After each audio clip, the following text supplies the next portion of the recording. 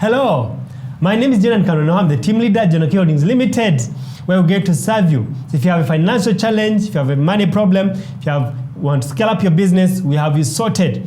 And you can always check us out at www.thejonakiholdings.com for money solutions. We are located in Tinda as our headquarters and at Mulago Business Center as our branch. Enjoy this video.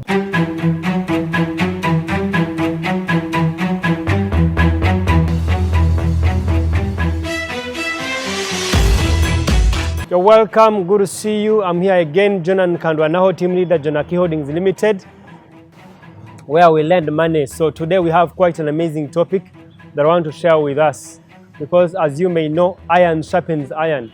If I learn one or two things and I share with you, you ought to implement, or you ought to learn from someone. Also go and teach someone to learn from you so that we can grow together, because together we are stronger than existing independently. So today we have quite an amazing topic, because the key thing, if you're lending money, and it's actually targeting majorly lenders. So if you're lending money, you ought to recover it.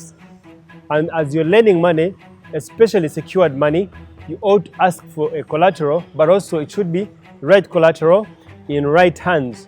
So I want to share with you, what are those encumbrances, potential encumbrances, possible encumbrances that you have to look out for when you're assessing a client for a loan. When you're appraising a client, what are those things that you actually look out for if a client has a car logbook as a collateral? So I want to share with us, among the many, there are 4 things I want to share with us. The first one, it is important that the client who has brought a car as a collateral to get a loan is in actually a client's names. We've seen scenarios where a client brings a car because it has been, given to him or her by a friend. A friend gives this person a car to go to Masaka, and the person goes and probably drinks up and he's stuck, or has a deal, he's stuck. He says, can I use this car as a collateral? Brings it to a lender and he wants to use it as a collateral. Incidentally, some guys have access to logbooks of such cars. He even has a logbook, because they could be close friends, they could be wives and husbands, they could be boyfriend and girlfriend, and probably she knows she's going to part ways with him or her, and he wants to use a car as a collateral. And the guy brings the car is not in the names of the actual owner. So some lenders transact on such car logbooks. It is dangerous. Some of the guys even bring the car, he says, I'm ready to park it.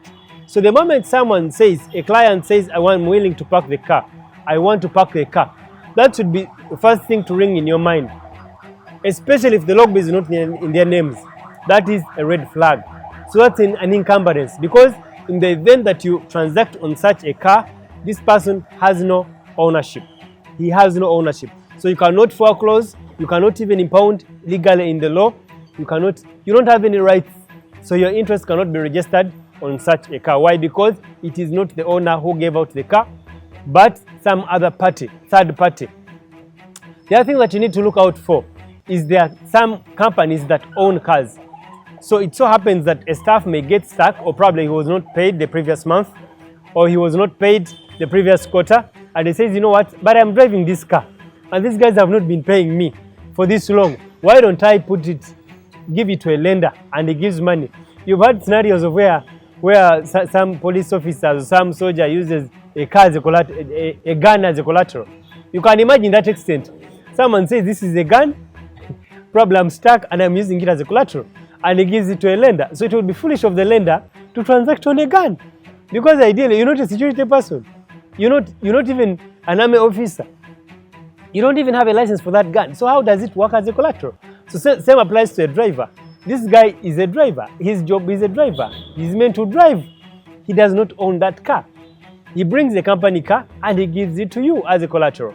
So it is important that before you transact on such a car, you make sure that the actual owner of the company is actually the one who has committed the car. They have to be the actual owner. So how do you prove that the person is the owner of the company? They have to have a memorandum of understanding and articles of association. They have to be in those documents as registered owners. You have to find out the beneficial owners, because you need to find out, they have to present these evidences. Are you signatories to the accounts of the company? Are you really sure you're the owner of the company? Because some guys even forge IDs. He forges the ID of the MD, forges the ID of the secretary, he brings his own faces and you transact on the car. So some of these drivers, some of these guys are sharp. They've been in this game for a while. So it is important to take note and be critical, or else you're going to lose your money. So make sure that the logbook, if it's in the company names, the owner of the company is the one who can transact on that car, who can borrow on that car, but not the driver, not the person who has access to that car at that moment. Sometimes they could have the car logbook. Sometimes they could even fake the logbook, and it's in the individual's names, yet it belongs to the company. In NASA Road, they make such car logbooks. So if you do not go ahead and verify the logbook, it is dangerous. Because one of the verifications, especially for those who don't do caveats, I pray for you, because anything can be forged. The other key thing you need to look out for are the guys who tell you, I have a car in a bond, I'm just buying a new car. This is a car that was used in Japan or somewhere where he's importing it from, and he wants to use it as a collateral. Remember, when you're importing a car, you ought to pay taxes on it. You are you ought to pay taxes. So if you've not paid taxes, you actually find that the taxes are over 50% of the value of the car. So you can imagine if the car is worth 100 million and it's meant to pay taxes of 100 million, that's 200 million value of the car.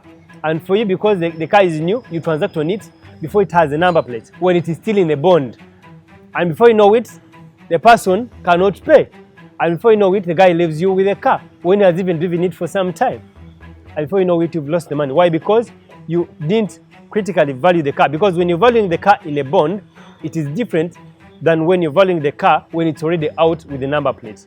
You have to cut it by 50%. If the car is 100 million, it has to be 50. Then you base on the 50 to determine the first sale value, to determine the market value, and then determine what percentage that you as a company give of the first sale value, because you don't give the exact amount of the first sale value. You also don't give the exact amount of the market value. So that's why I usually encourage you to use a professional. Use a professional accountant, use a professional valuer, use professional people. Why? Because this guy, there's a reason as to why he went to study for 3 years or 4 to study in this profession and understand this trade and understand this industry. There is a reason. You cannot just look at a car and you think it qualifies for this amount. No, because you're not an expert. You do not know its engine. You do not know how good it is. You do not know its resale value. All the things are computed by a professional valuer to tell you the actual value of the car. So that leads me to the last bit. Now the last bit is someone who brings the car in mind. He knows actually he wants to sell the car. He wants to sell the car. He brings it to you. Those clients exist a lot and a lot. The car is in his name. He's the rightful owner. He's been driving this car for a while. He can prove anything, and it is true. You can even put a caveat, and there is no problem. But the thing is, the guy has brought the car for sale. For sale. And for you, you're not in the business of buying the car. When we were just starting, we had similar experience. You look at a car, and you do not assess the market value. You don't assess the for sale value. And before you know it, you're buying the car. And lo and behold, you already have a car. And lo and behold, the client cannot pay because he came knowing he will not pay. He was just selling the car. So you can imagine if you valued the car with your eyes, and it's a nice looking Mercedes or Lamborghini, because some of the brands are very tricky. You cannot easily sell them. The guy leaves you the slick machine, but he has sold it to you. And because you gave him the market value, he has literally sold it to you, and you cannot collect the money. When you go to collect the money, the guy says, no, I gave you collateral. Do with it what it is that you want. If they are kind enough, they can give you transfer. If they are not kind enough, they may not even give you transfer. And that's how bad it can get. And before you know it, you lose money. That explains why people are closing shop. That explains why people are losing business. That explains why people are in business and others are struggling. Because the loan is bad at the point of dispatch. If you get it wrong on the side of the collateral, you're not in business. You're going to close shop. And that's why I belabor to come and share with you of what it is that we have gone through, because in lending, school fees is too much. So in the interest of time, I hope you learn these 4 things amongst the many, and you go and implement. Implement. Thank you so much. Thank you for watching. Subscribe, comment, like, share with a friend or a colleague, but also above all, support someone. Always check us out at www.jonakiholdings.com. Thank you. God bless you.